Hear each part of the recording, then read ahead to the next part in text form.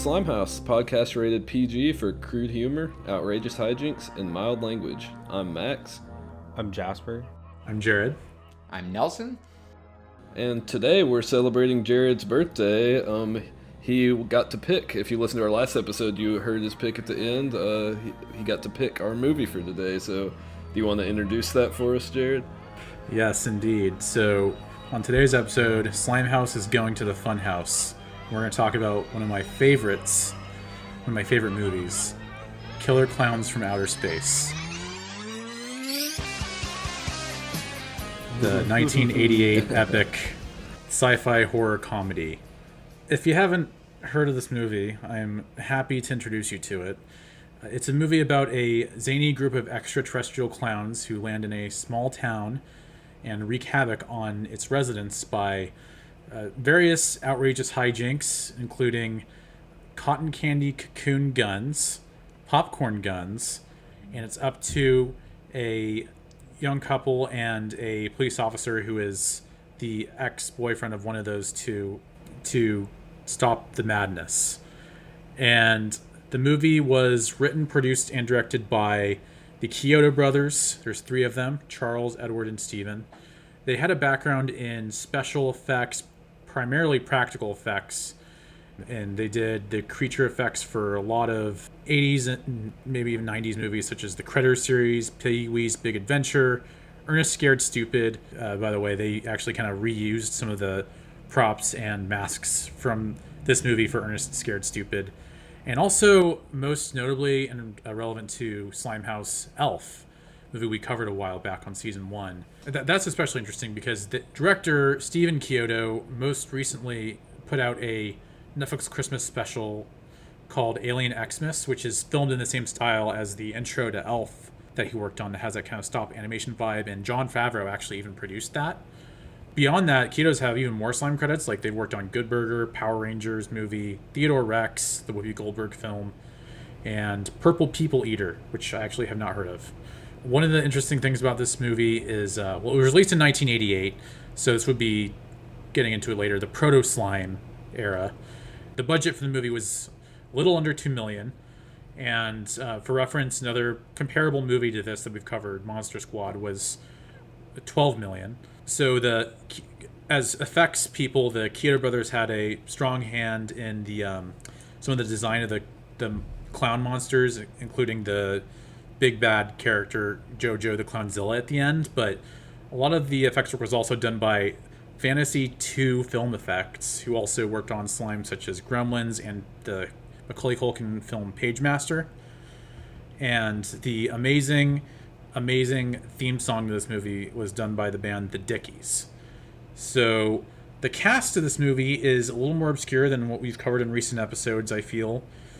One kind of overlapping cast member that we've seen before is Suzanne Snyder, who plays the one of the two people in the couple I mentioned, and she was in Weird Science, the last Proto Slime movie we've covered of the three, and she played Anthony Michael Hall's love interest in that. But the movie also has John Allen Nelson as the police ex-boyfriend who is on Baywatch, Grant Kramer, who is mostly a B-movie horror actor and fits the bill of this perfectly, but he was actually an executive producer of one of our 2020 recap slimes, War with Grandpa. And we also got Royal Dano in this movie, who is most notably the voice of Lincoln in Disney's Great Moments with Mr. Lincoln and Hall of Presidents. And if you look at the opening credits for this movie, highlight and featuring John Vernon as Deputy Mooney, and pretty well-known character actor. He was in a few Clint Eastwood movies. He played the Dean in Animal House. And he was also in some Ernest movies, as we'll eventually discuss. So I picked this in part because I knew y'all had never seen it, or at least if Letterboxd could be trusted, y'all had never seen it. I mean, it's a movie that was like one of the first movies that they put on Netflix streaming, I think, because I remember the first time I watched this was 10 years ago, before Netflix streaming really took off with like the original content like House of Cards and whatnot.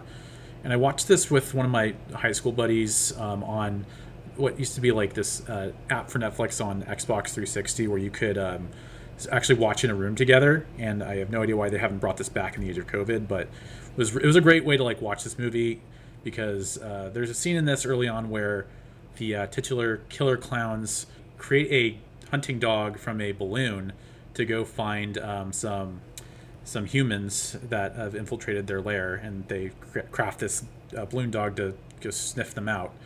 And I just remember that is maybe one of my favorite movie moments of all time. Like, we both absolutely lost it when the balloon dog thing happened, and I just knew from there on out this was a movie that was going to be very special to me. And it very much, I would credit it with like being sort of a gateway film into like kind of campy, kind of B movie stuff that I have become since a lot more interested in. So, without further ado, like, what was everyone's experience with this? Yeah, it's you mentioned the kind of camp and B movie world that this kind of falls in, and I've long kind of known about this movie, but I've always kind of ignorantly written it off as just kind of a midnight favorite. So I've never seen it. I've never particularly had like a big interest in seeing it, because I've often been a little disappointed at some of the like midnight movie cult favorites, even though I love, camp and B movies. But this one, we'll get into a little bit later, I was very impressed with. I had a very good time with this. But my earliest intro to this was actually the candy. I think there's a lot of variations of the candy, but when I was a kid, I very specifically remember they were like, I don't know where I got it, but it was like a pack of kind of sweet tart ripoff candy, like kind of that chalky sour candy, but it was Killer Clowns from Outer Space themed. Nice. And that's all I really knew about it. I was just like, oh, this is just like a weird candy brand, and it's probably like a Saturday morning cartoon that I've never seen. Come to realize that it's an actual very well celebrated midnight B movie. But yeah, I'm glad to have seen it now. So thank you for picking this, Jared, and I'm so glad you're like so passionate about it too. That's super fun. There were movies I could have picked, and it was tough to choose just one that were like maybe going to make more fruitful conversations. But this was the one I was most passionate about, and I'm glad that it's coming out. Yeah, I'd never seen this movie either. I had been aware of it for a pretty long time. I've always been like, especially in high school, a big horror fan. Went to a lot of horror conventions, so I'd see lots of shirts and different imagery from this movie, and I always thought it looked like a lot of fun. And I'm a fan of a scary clown, and I've always liked the Kyoto brothers from their work on Pee-wee's Big Adventure. That's one of my favorite movies. So I don't know why it took me so long to see this, but I'm very glad I finally did. I enjoyed it a lot. I thought it was a lot of fun, and I think used sort of the evil clown thing very well, because in a lot of stuff when you see evil clowns, they're just evil and dressed as clowns. I like that in this, their powers and their attacks were all based on the fact that they were clowns, from the cotton candy to the balloon animals. I thought that was really clever, and I love that. Yeah, I had never heard of this movie, never even kind of seen a poster or anything like that, so it was total blind watch for me. And yeah, like Jasper said, I have mixed feelings on some of the midnight movies. I've had great experiences with them, and I've had ones that couldn't be bothered for me. I would have loved to see this in a theater with a romp full of people. I watched it by myself, and I was thinking about clown nightmares I've had in my life. But so it's definitely like a nightmare-inducing type of movie. But yeah, it's campy and unashamedly so.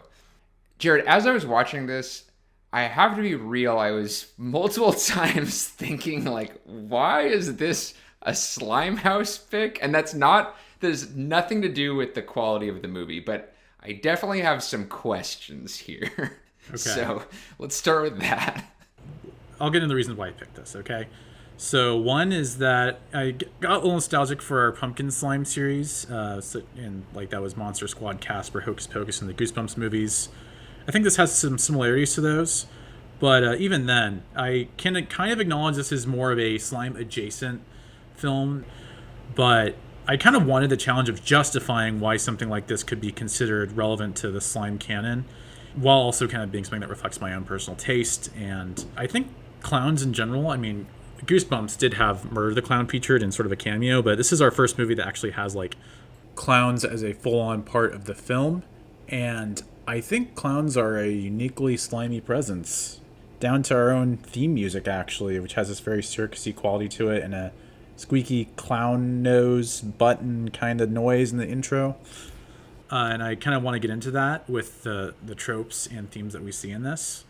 So I think the gags with the clowns in this movie are actually, like, there's some moments where I was like, yeah, that's slime right there. Like, the biggest one for me was when one of the clowns goes into the police office, and there's a lot of tropes to be had with the police alone that we'll get into.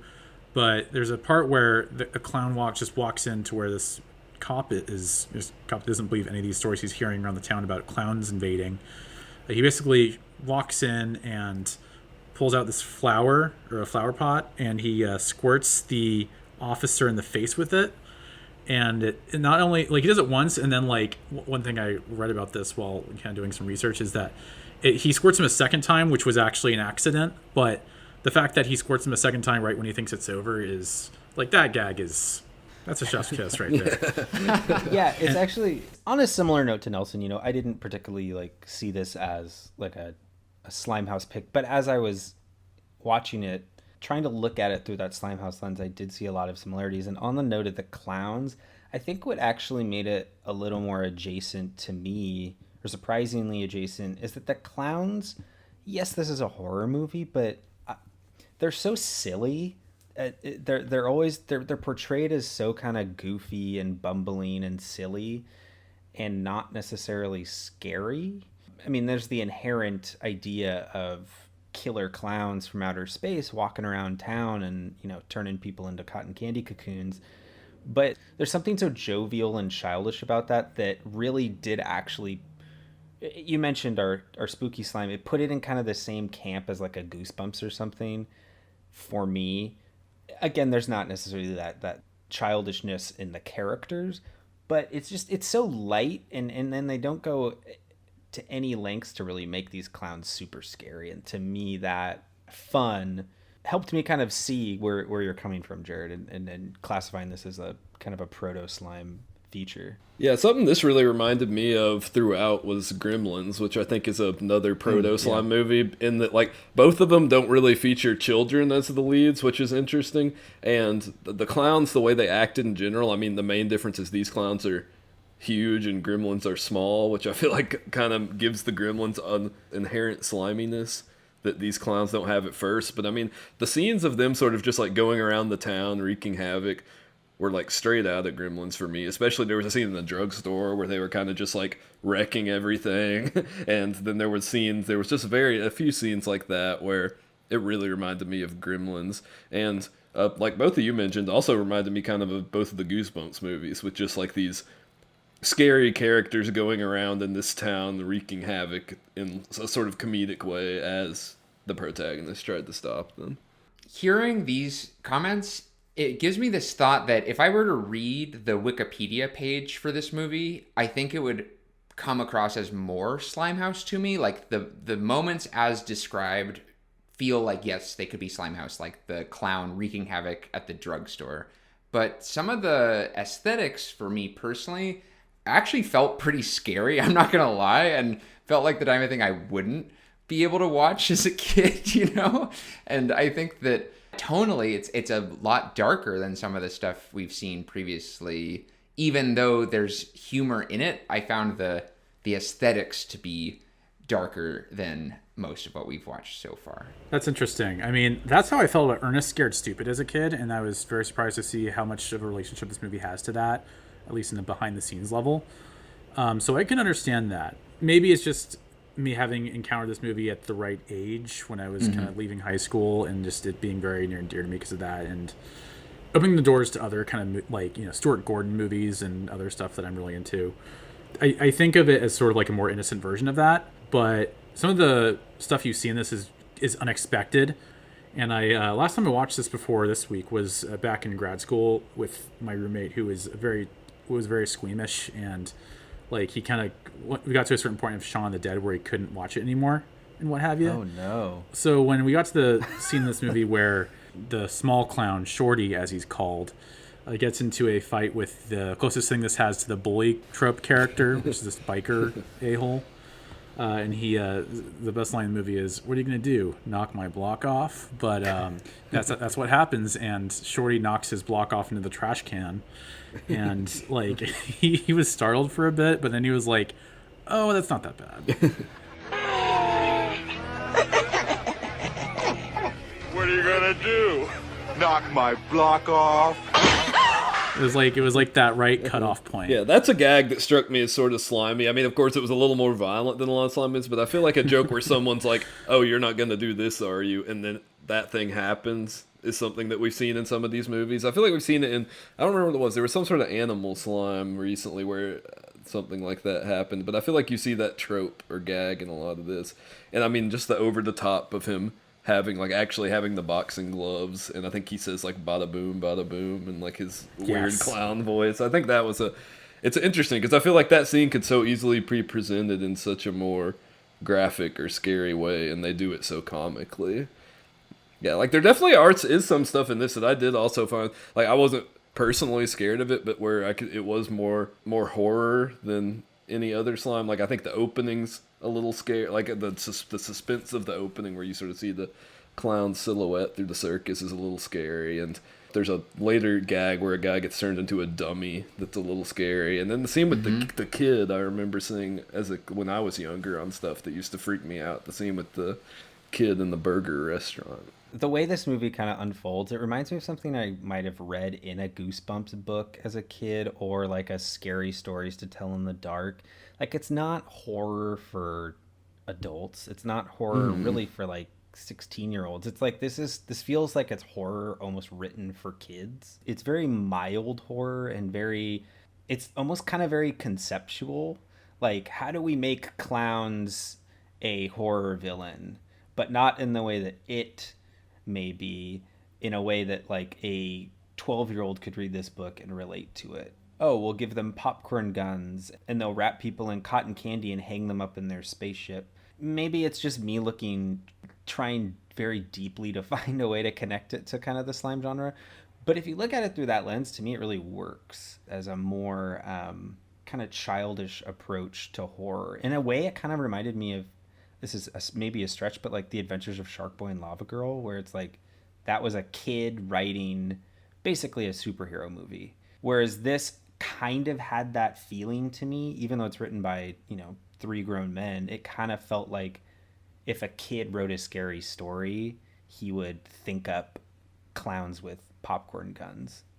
I guess the only place where I differ on that is that there aren't really any kid characters in this movie except for the one scene with the girl, and I do think that it has much more of a teen feeling to it, and kind of like how Weird Science, I remember when we were talking about that movie, which I think is a pretty comparable movie to this as Proto Slime goes, where it has juvenile components but it feels more teen centric in terms of you've got the cop boyfriend dynamic, and some of those elements feel a little bit older than, a 10-year-old would write or think. Definitely, I totally agree with you there. I think I'm more thinking of just the general concept of killer clowns from outer space who set up a circus tent as their spaceship. To me, feels like something a 12-year-old could write, hands down. And then insert the, teens and their soft sexual escapades and their dirty language in later, but just the general overarching concept to me felt very childish. Yeah. Something that really reminded me of is there's this book series I used to read. It was like early 2000s. It was called like The Land of the Lawn Weenies or something like that. And there were a whole bunch of them, and they were these like collections of like kids' scary stories, but they were like for a little more of a preteen audience, so they would try to be very slimy books. Actually, they would put a little more adult stuff in it, but while still having sort of the same kind of stories and storytelling as Goosebumps. And that's kind of what this reminded me of, is a story from one of those Lawn Weenies books. Yeah, I guess what I'm kind of realizing is that in the ranking scale that we've incorporated, it can be easy to kind of pigeonhole Slimehouse pretty narrowly with checklist of like kid-centric, talking animals, comedy, because this is a horror comedy, not a goofy comedy, not a slimy comedy. And so I think that's something I'm having to take a step back and say, maybe our Slimehouse definition, because we're ranking them on that scale, it sometimes narrows perception of what is and isn't Slimehouse, when in fact if you were to draw a Venn diagram, this has some overlap with other slime movies like Pee-wee's Big Adventure, which I think is a key proto-slime Yeah, for movie. sure. And this is very similar to that movie, which makes sense based on the shared dynamic. Just very similar tone, similar look. But another thing I thought of is I feel like this is an early example of kind of translating cartoon aesthetics into live action. I mean, we've seen other stuff like Mary Poppins or even like Roger Rabbit, which I think might have been the same year as this, in which like you see actual cartoon characters put in with real people. But this is one of the earlier examples I've seen of characters designed to look like cartoons interacting with real people, which I think is something that, like you said, Jasper, we did see in The Grinch and Cat in the Hat, and in Goosebumps we saw it later with Slappy, who's a very and a lot of the characters in that. Just seeing sort of characters designed to look like cartoons in a live action environment felt pretty slimy to me. And that's why I appreciate Jared kind of choosing this. It's a super left field pick, but I do like, once you kind of accept, oh, this is a proto Slimehouse movie. This is before kind of the peak in the aesthetic and the narratives and the thematics were kind of defined on a mainstream level. Like, how do we look at this, pick out the pieces that we'd see later and kind of relate it back? Which I don't know if we want to start diving into some of these, but there's some really great tropes in this movie that are very a direct lineage to some of the things we've looked at before. Yeah, I'd say the most prominent of all of those, definitely all the food, particularly sweets and junk food that we see show up throughout this movie, because that's a major part of this, if we want to get started on that. We already kind of mentioned the cotton candy guns and the cotton candy cocoons. So there's that. The way the clowns capture their prey is they shoot them with ray guns that wrap them in a big cocoon of cotton candy, which is probably the most prominent use of food in this movie and one of the more memorable, but that goes on and on from there. And they really show you how sticky the cotton candy is when they try to uncover someone from the cocoons. And towards the end of the film, you see how the clowns sort of consume that, which is they have this kind of crazy silly straw that they like to put into the cocoon and like drink out of. I love like that. just pure liquid sugar. I mean, I knew that was going to be the biggest thing going into this. Or when I selected it, like we'd have embarrassment of riches to talk about in terms of the food. Yeah, absolutely. Yeah, a line I really loved is when they first found the young couple first kind of stumbled upon the spaceship and went inside, and they came upon where the clowns keep the cotton candy cocoons, and the guy's like, "Oh, I know what this is. This must be a cotton candy factory. This is where they hang it up to dry." And I just like the idea that the way that you would make cotton candy is like in a slaughterhouse, you'd hang out the cotton candy on hooks. Like, I thought that was really funny, just the idea of that.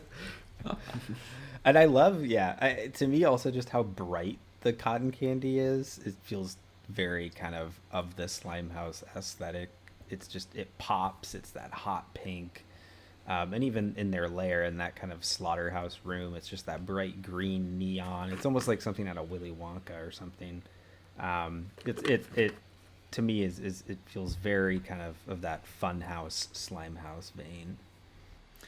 And it's not food, but it's kind of right next to food. At one point, as a weapon to fight off the clowns, the girl uses shaving cream and sprays that at them. And shaving cream as a weapon just feels like something that happens in these type of movies. Yeah, that scene in the bathroom did remind me, I know I already mentioned it, reminded me in particular a lot of Gremlins. The scene where she's fighting off the Gremlins in the kitchen, just seeing her have to use these kind of like home weapons, like she uses a faucet and then she uses the shaving cream.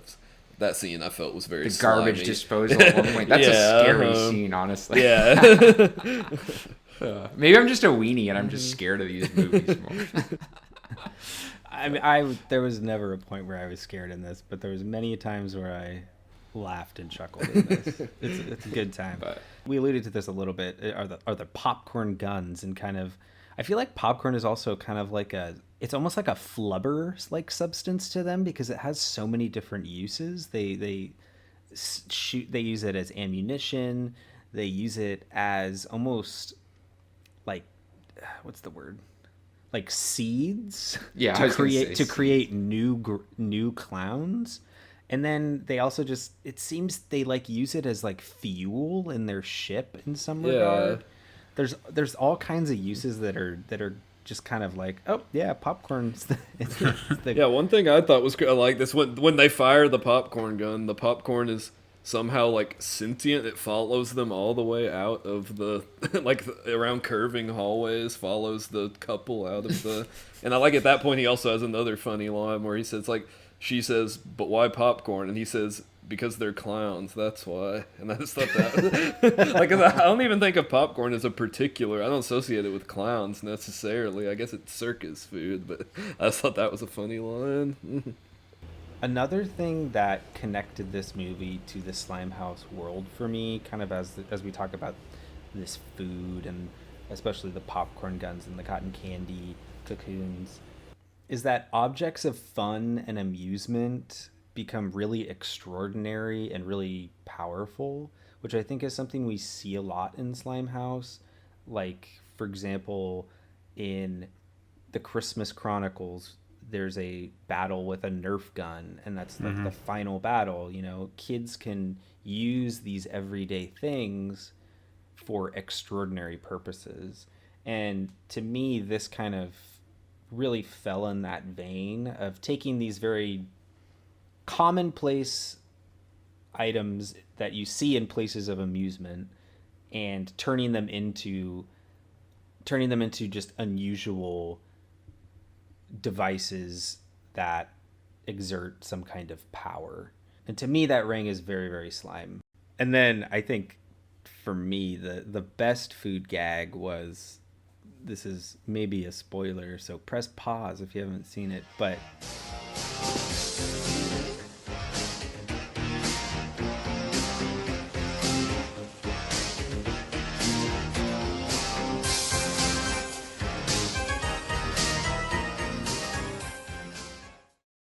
towards the climactic scene in the fun house, there's a security guard at the amusement park, and he just gets pie after pie after pie thrown at him, and then he kind of just melts into like a giant whipped cream mountain, and then as the clowns enter the fun house, they put a little cherry on top.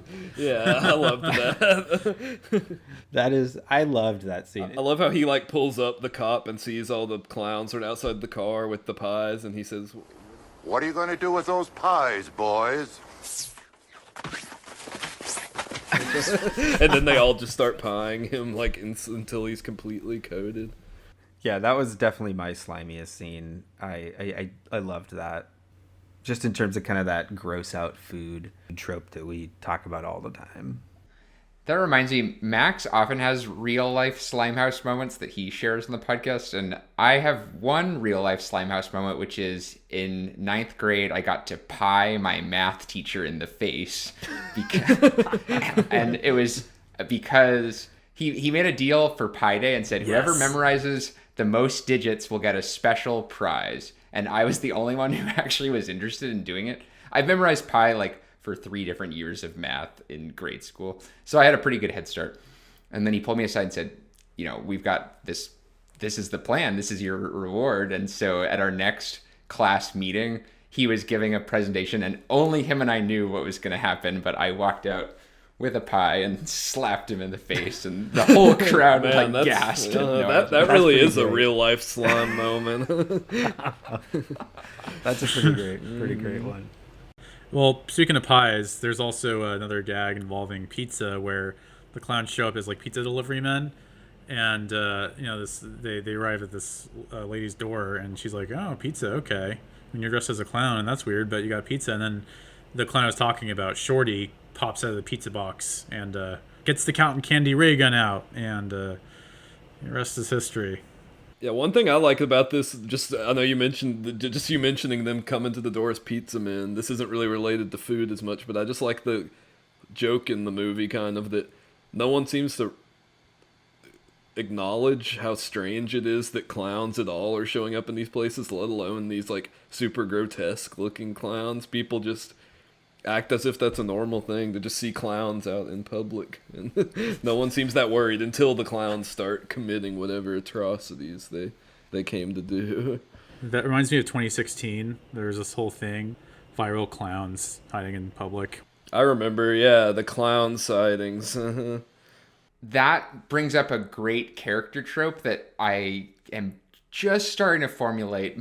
But when they go to there's one scene where the clown arrives at a bus stop and there are some elderly people waiting for the bus, and the clown starts making these like kind of grotesque shadow plays, and the old people are like, "Oh, wonderful, do it again," and just kind of the clueless old people who are just kind of along for the ride. And it reminded me so much of the grandparents in Weird Science. And I think I find old people very sweet, but also just great fodder for humor. Yeah, there were some funny old people in this movie, because there was the farmer at the beginning as well, who had a lot of really good lines, who, like we mentioned, is played by the voice actor that plays Lincoln in the Great Moments of Mr. Lincoln, which is so funny to me.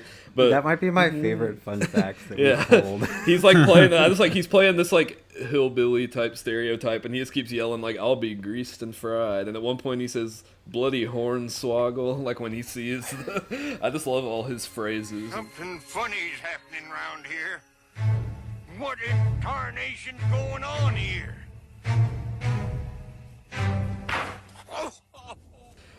There's also an older guy that's working at the drugstore at one point that I found very funny, where it just kept kind of cutting back to him reacting the whole time the clowns just sort of wrecked this drugstore. But his performance was really great in how he was not acting over the top. He was just sort of acting on edge the whole time. I just thought that was very funny. Yeah, lots of very funny old people in this movie, which I do agree is, I feel like a slimy source of humor to just have like the clueless or the zany or otherwise comedic old people show up in the scene. Another character trope that's just worth talking about is the clowns themselves. And as I was watching it, the way they moved, they're kind of lumbering, slow-moving creatures, and they're quite big. And it reminded me of, I don't know if this is Slimehouse, but it reminded me so much of Teletubbies, actually. I can see that, yeah. Just the like kind of creepy, but just like gentle giant walking with like tubby, big bellies. And I don't know, just something about it reminded me of Teletubbies, which is a pretty big part of my childhood in a really weird way. And so kind of cracked me up. Yeah, I thought one part with the clowns in particular that I thought was super slimy was, I know I keep going back to the drugstore scene, it kind of felt like they sent the actors in the clown suits just into this drugstore to walk around knowing that they would kind of knock everything over, because they're kind of clumsily walking around this drugstore just bumping into everything, sort of just with their big arms knocking everything off the shelves. That felt very slimy, to just have this humor of them clumsily destroying this store just by sort of walking around, and they're so unwieldy that it just wrecks the entire place. I made a personal note that there's a lot of messes made in this movie, especially with the clowns. And to me, just that idea of making a mess is so slimy, and making a mess being funny or cool or things like that. But yeah, that drugstore scene to me was, as you were saying, Max, very, very kind of within that chaotic Slimehouse vein. Oh my. May I help you? Oh no. I think like just the design of the clowns themselves, we've talked about a little bit, but like the costume designs, like the rubber suits they used, I just think there's just that kind of like malformed shape of some of these clowns, like almost looks like cone heads and the facial textures. But I think Shorty is actually a pretty slimy little villain there. I mean, we talked about the boxing scene, but also I think there's a part in the movie where he like burps or something. And I mean, we've gotten into that quite a bit on this podcast, that running gag, and just his voice that we talked about is very Ewok-like to me. We haven't talked about this on the show, but like kind of in the middle of like planning things, we talked about how like certain stuff in Star Wars is Slimehouse, like the creatures, like the Gungans, and I think the Ewoks as well. And I think like the clowns have that going for them in this movie for sure. Yeah, I think also the clowns kind of brought this, we always talk about kind of the live action cartoon, the fact that these clowns were not just people like who looked like Tim Curry's Pennywise. It wasn't just people dressed as clowns. These clowns were made to look sort of like grotesque illustrations of clowns come to life, which I think added to the sort of cartoonishness of this whole movie.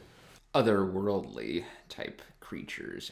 Because the movie is very much like meant to be something of a throwback to like 50s extraterrestrial alien kind of story, and I think that's achieved here. Going back to that popcorn gun, like I was reading about how that took like 6 weeks to make, and then like cost like what, $7,000 or something, and like I was thinking about how this, like how I mentioned earlier, this is like a relatively low budget movie for its time, clocking under 2 million a bit. It made me think about going back to what Jasper was saying about Shark Boy and Lava Girl. I thought a little bit of this in terms of like the same kind of things we're talking about with regards to Robert Rodriguez, where I think like there's this kind of economy to like how the movie's made that is very DIY, and like how the Giga brothers put this together. I was actually reading a Letterboxd review from Jordan Horowitz, who is unfortunately kind of known for being the producer of La La Land, who had to admit that Moonlight had won. I follow him on Letterboxd, and he was talking like he has a very nice review of this movie where it's like, because he's a producer, he was kind of talking about how like the producers of this movie just really like kind of spared no expense, and I really thought about that, especially in relation to like the Rodriguez joints we were kind of starting the season off with. And going off that, one character trope I do think is very actually like full-on slime is the bickering siblings, and We Can Be Heroes had this, and this movie has this with the Terenzi brothers, who are apparently like inspired by people that Kato brothers knew in real life, but they're these like kind of bumbling brothers who run an ice cream truck, and just another kind of food trope we haven't gotten into yet. The kind of dynamic between those two brothers is very Three Stooges, and I think it's very silly. It definitely goes into weird science territory with how, like, I mean, their kind of character trait is just like they want to meet girls, and that's like all. It's not much more than that, and it's kind of shallow. But like, I think the kind of like bickering between those two siblings is pretty slimy. I think sibling rivalries and sibling kind of like headbutting in general is just like something we see a lot of Slimehouse, and it's here too. Totally. And I'm wondering if this is also kind of a horror adjacent trope too. We've identified it in Slimehouse a lot, but the bumbling police, or the police who are a little less protective than you'd want to see a law enforcement officer be. You know, they're just skeptical of all that's going on until they meet their own end, and that's actually maybe the scariest scene in this movie, if you were to call a scary scene for my money, is when police chief is kind of turned into a live puppet, a ventriloquist puppet by one of the clowns, but you don't know that he's a puppet. You think he's just talking, and then the clown takes his hand out from behind his head, and the police officer flops down on the table. I knew he was a goner as soon as he had the cut marks for a dummy. But, I genuinely didn't. I thought he was like maybe in like a trance or something. No. I knew that. I don't think these cops are as bumbling of cops for me. Like, they're not like the jelly donut eating, For kind sure, of thing. yeah. I feel like the main cop, Mooney, is kind of more like vigilante, kind of like he thinks he's Dirty Harry, but he's totally not. And that's a kind of a different. That's kind of more like a B movie trope for me, not Jerry Seinfeld, but low budget movie. Yeah, I'd say if you were gonna put like that character into sort of a slime mold of Officer Mooney, sort of the grouchy, mean older cop, he just sort of felt like Dean Warmer is sort of a proto. The character he played in Animal House, I feel like, is sort of proto this type, but just the over the top kind of grouch authority figure who's just super mean and wants to exercise his power, but in a way that's over the top enough to where it comes around to being comedic. I feel like that's something that's pretty slimy to me, is that sort of character that Officer Mooney sort of fills. Yeah, and I would put that in a different camp than the bumbling cop, who's just kind of a klutz. Yeah, I'd say these were more of the skeptic. We've talked about like skeptics. Nobody believes the kids. The characters aren't necessarily kids here, but these cops definitely fall which is sort of a B horror trope that you see a lot too. Just the cops that don't believe until it's too late. Mm-hmm. Yeah, and that's like what we see in Slime, that I think is like the most thematically Slime thing to do with cops, is that like the authority figures are getting it wrong, and you can't rely on them too much. Yeah, and I mean, even if they're not kids, the characters who are in the right are the younger characters who the cops are kind of looking at as troublemakers, and at the beginning they're like in the back of a car, they're necking up on makeout point, which is and I feel like that's just having like the youth be the ones who are right felt slimy, even if, like we said, these aren't child characters, they are the youngest characters that are actually prominent in the movie. Yeah, I really like that note, both Jared and Max, that the kids or the teens are actually right in the end. And I think that I made a note of that myself, and I think that that is, for me, it brought it kind of closer to the Slimehouse realm. Whereas if the police saw the clowns very early on, I think it would, and it was just the town as a whole trying to, you know, ward off the clowns, it definitely, I think, would have moved it farther away from the Slimehouse vein. But because the quote-unquote kids in this, the teens, drive the story, it definitely felt adjacent. The teens drive the story, and they also drive the ice cream truck, which at the end has a very Deus Ex ice cream machina moment when it saves the day. That's true. But before we get into that, I do think we should talk about the fun house, where this finale takes place. And even taking another step back, the circus tent / spaceship / evil lair. The aesthetics and the colors of all of these settings, to me, actually might have been the slimiest part of the movie. Just how bright they are, how colorful they are. They reminded me of, you know, going to a fun house as a kid or going to an amusement park. It kind of reminded me of laser tag a little bit, just the way it was so dark, but with these pops of neon colors.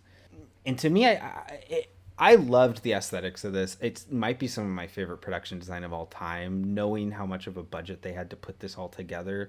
It's just so fun and whimsical and felt like such a loving kind of ode to theme park architecture that, to me, it felt very childlike and it felt very youthful in how they designed this whole thing.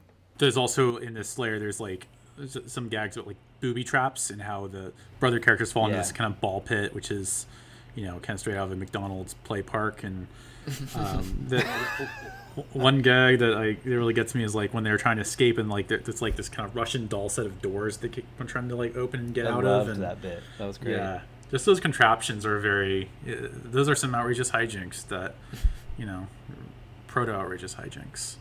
I remembered, and so I looked it up to confirm it, but they actually did make a Universal Horror Nights maze based on this movie a few years ago. And when I was watching this movie, I was like, dang, I wish I could have gone into that maze. This is so sick. Yeah, I was watching a video of that too. That looks like one of the cooler mazes they've ever done, which, I mean, I feel like it's so perfectly fit for that kind of thing because it's sort of a DIY movie. It's easier to replicate in a haunted house than like a more high budget movie might be. For sure. Mm-hmm. And then the big bad, was it Jojo Rabbit? No. Jojo the Clownzilla. Big bad Jojo the Clownzilla actually remind me a lot of the Grand High Witch in The Witches, where it just like, just like the other characters, except the more like extreme, massive, scariest possible incarnation of it. And I guess the big bad is just a general movie trope. I wouldn't equate that to Slimehouse specifically, but that is something you just have to do in movies. You got to face off with the biggest, baddest one of them all. When they revealed Jojo the Clownzilla, well, first of all, the kids in the ice cream truck pretend to be like, you know, they have like a clown on top of the ice cream truck or like some sort of like, you know, circus character. It's kind of like a bobblehead figure, and like they pretend that they're like the almighty that all the clowns worship. But then the real Jojo the Clownzilla shows up, and when that happens, you see these clowns give these like facial reactions that was a little bit like the Mummy facial reaction in Monster Squad that we kind of jammed on. That that they had that going for them. Just that kind of like just kind of total by surprise, like, oh whoops, kind of a whoopsie face. Oh, that's let's call it whoopsie face from now on. Whoopsie face. Yeah, I like that. All right, should we move into some slime scores for this clowny good time? Only if you start it, because I want to see what... I don't want to start it, because I don't want to... I could start. I could start. This. Okay. I was gonna say, like, I want to see if we've like convinced Nelson during this, but I think he needs to go last to hear closing arguments. Oh, okay. Sure. Yeah. I'm gonna give this a 2. It's not very high on the slime scale for me. That said, I do appreciate you choosing this, Jared. I had a really great time with this, and it's probably something I never would have watched otherwise. But it for me, even though it's on that lower end, just the kind of gross out nature of this whole ordeal and how bright and saturated it is and how jovial it feels, even for a horror movie, definitely had some stylistic and aesthetic parallels that you would later see kind of in some Slimehouse movies. So for that reason, just for that nastiness of this movie, I'll put it at a 2. All right. I'd say I'd give this a little more. I'd say for me, this is probably a 3. I think that this is still so rooted sort of in just the B, like, midnight movie, horror movie, that it's hard for me to separate it as a genre other than that. But I do think that if we're talking about sliminess, this is probably the slimiest B horror movie that I can think of, just in that it has so many of, as we talked about, so many tropes, a lot of very slimy humor in this. It's just still kind of reminds me actually of like early Tim Burton, which makes sense since they collaborated with him, which I think is pretty crucial proto-slime.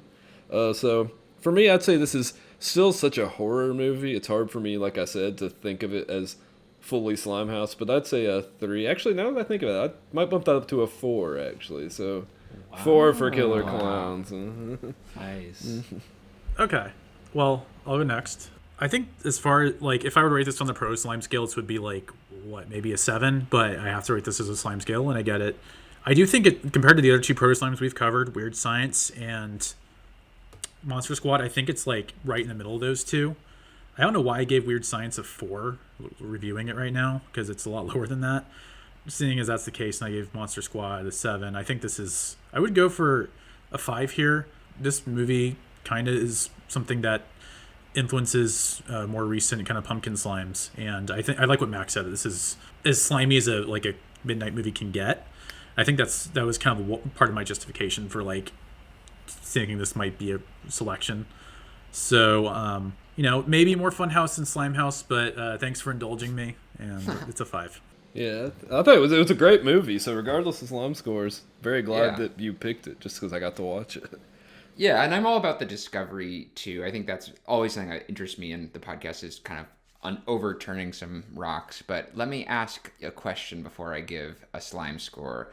What are the movies?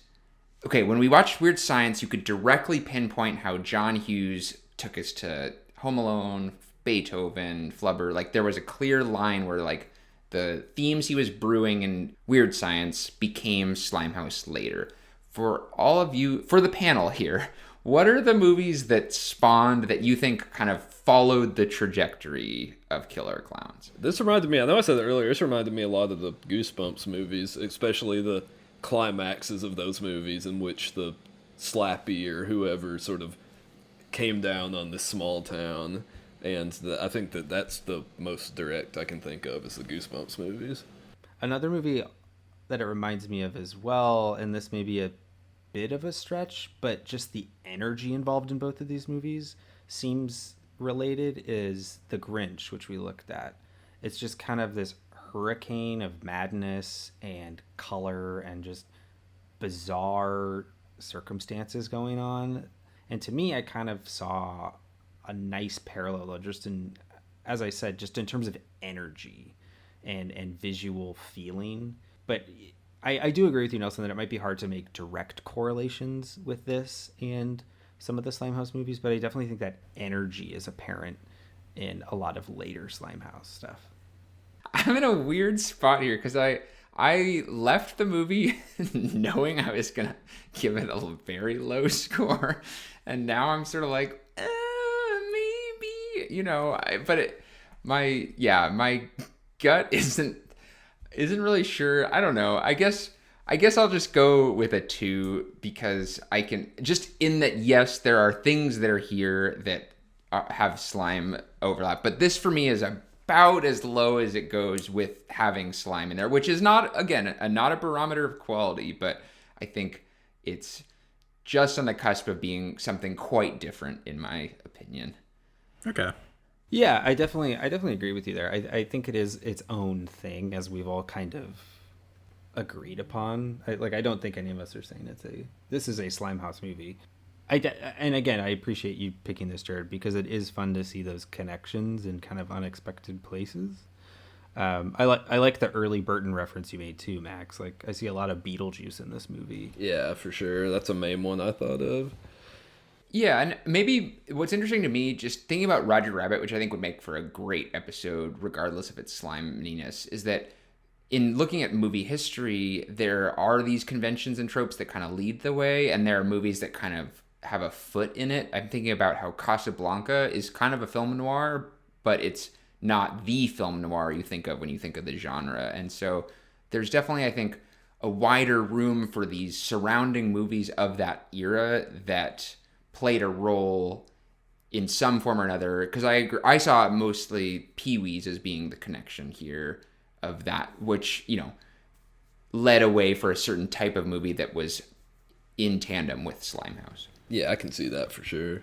To wrap it up, first, happy birthday, Yeah, happy Jared. birthday. Thank you. Our first birthday on the show. And thank you again for choosing this. I hope your gift to us is a gift to you and how much joy it brought us. I like that. Yeah. And if you want to celebrate Jared's birthday, go watch this movie on Netflix now.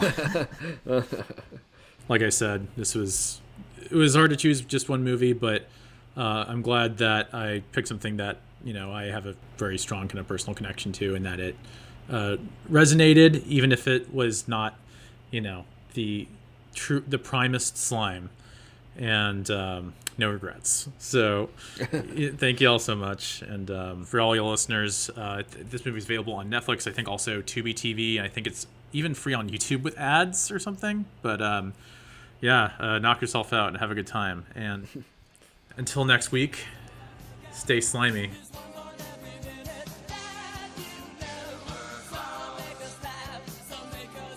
Slimehouse, a podcast created by Jared Anderson, Jasper Birnbaum, Max Morris, and H. Nelson Tracy. Visit us on the web at slimehousepod.com. Our website is created by Brian Hume of Valencia Creative Co. Theme music composed by Greta Russell. If you like what you hear, support this podcast at anchor.fm/slimehousepod or by following us on social media at slimehousepod.